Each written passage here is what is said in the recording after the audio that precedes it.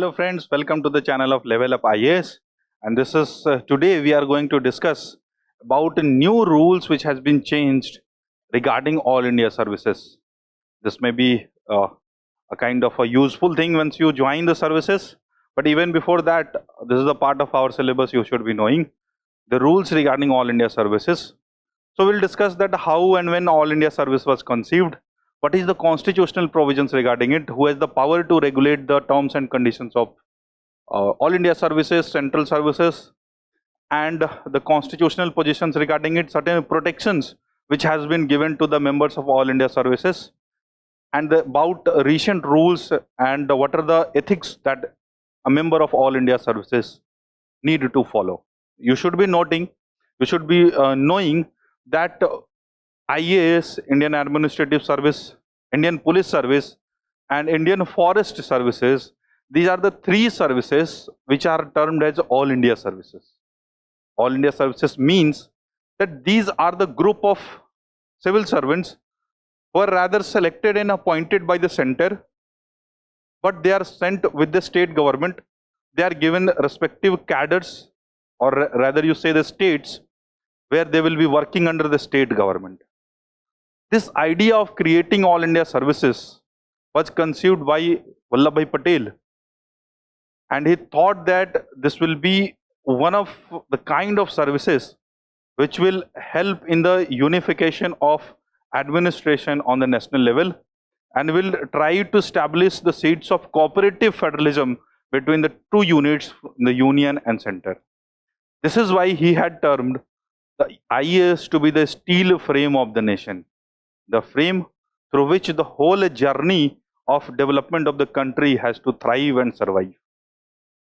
There are various legal provisions which governs the regulation of these services.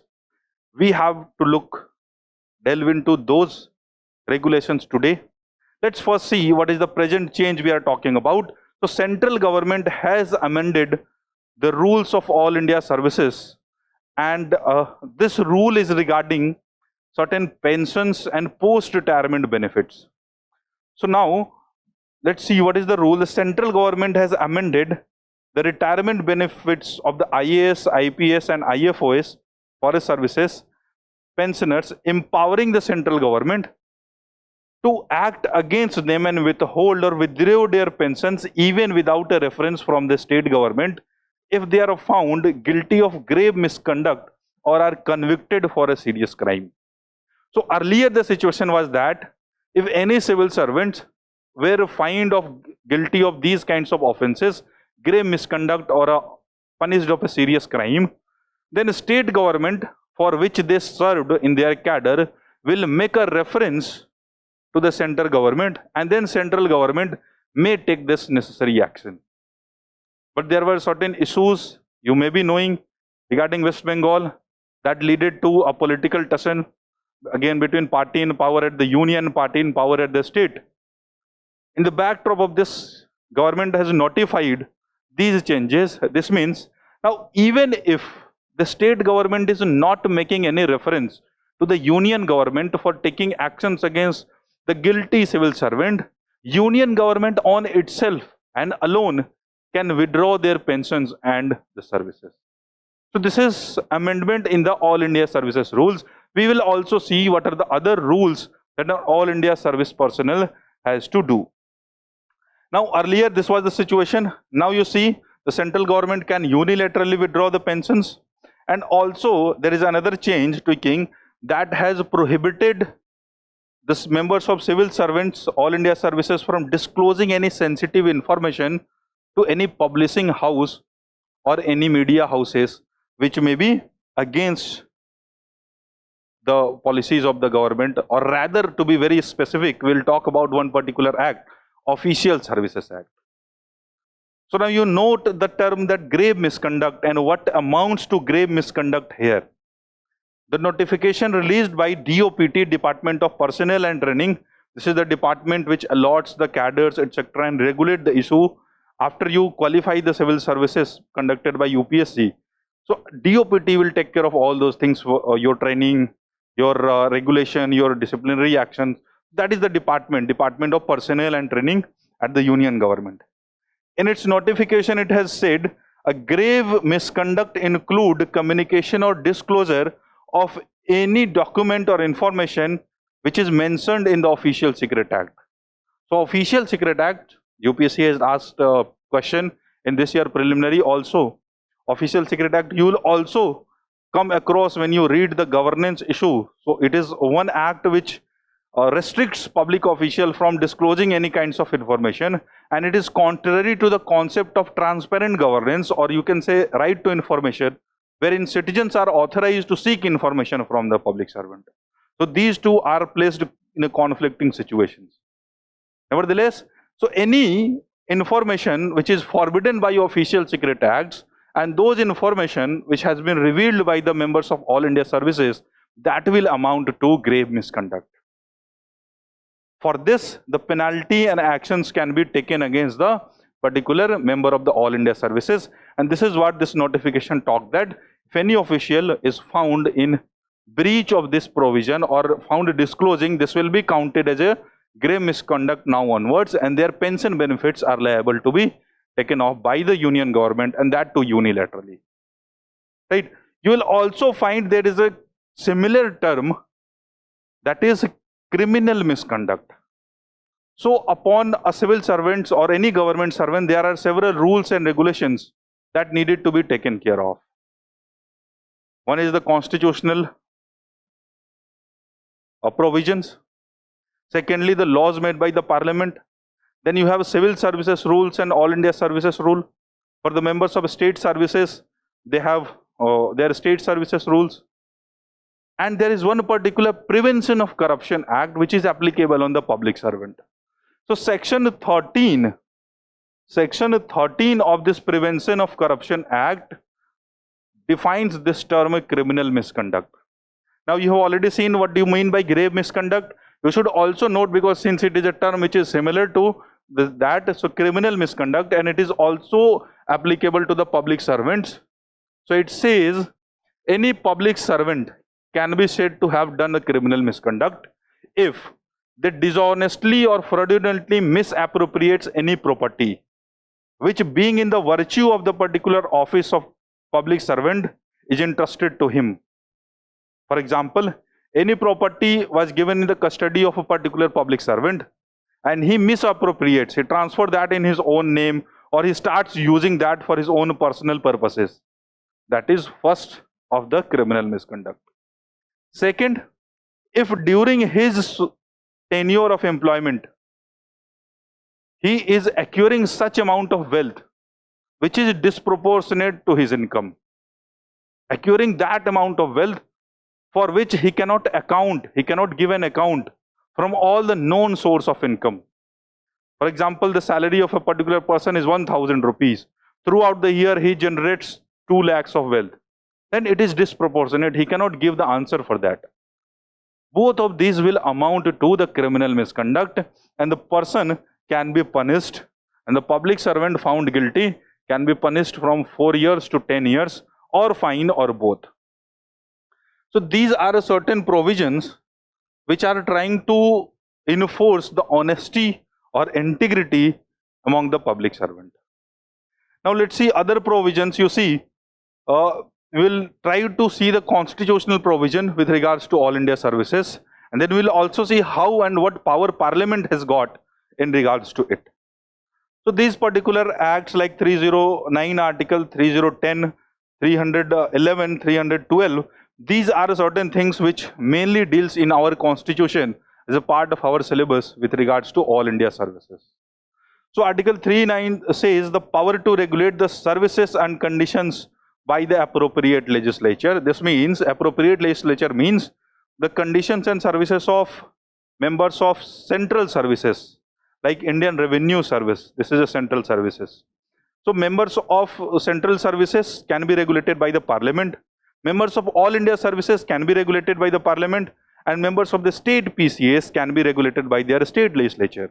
So this power to these legislature has been vested by article 309 that they can regulate the conditions, salaries, allowances, the disciplinary proceedings regarding them. So this power is already given to the Parliament, And instead of, besides this, there is also a subordinate legislation power which is given to the president or the governor. So these are the rule making powers. These are the rule making powers. These are called the subordinate legislation. Executive can also make certain laws. So rule making power has also been vested in the governor and the president respectively for state and central services, and the law making power has been given to their appropriate legislatures. Then you have Article 310, which says any member of the civil services, central civil services and all India services can hold their tenure only till the pleasure of the president. So they are appointed by the president if you talk about the members of all India services, and they remain into office till the pleasure of the president. Anytime the pleasure of the president finishes, they can be terminated. However, there are certain constitutional protection which we will talk about. This is given in Article 311. Though the tenure is for the pleasure of the president, but they cannot be abruptly terminated from their service. Even if there is a disciplinary inquiry against any particular officer, there are certain protection which has been given to the members of all India services or civil services. So this is a constitutional protection which is the biggest protection which is available to any member of the civil services. This is why you say we have a job security and all that stuff. This is the job security with the members of all India services have. What does Article 311 says? That no person who is a member of civil services can be dismissed from their service and can be reduced in the rank. No such person can be reduced except by any person who has appointed them or by the person superior to them. Suppose that someone is appointed to Indian Revenue Services, income tax, IT, I'm talking about, that is a central service. So he is appointed by the president. He can only be reduced in the rank either by the orders of the president or any authority superior to him.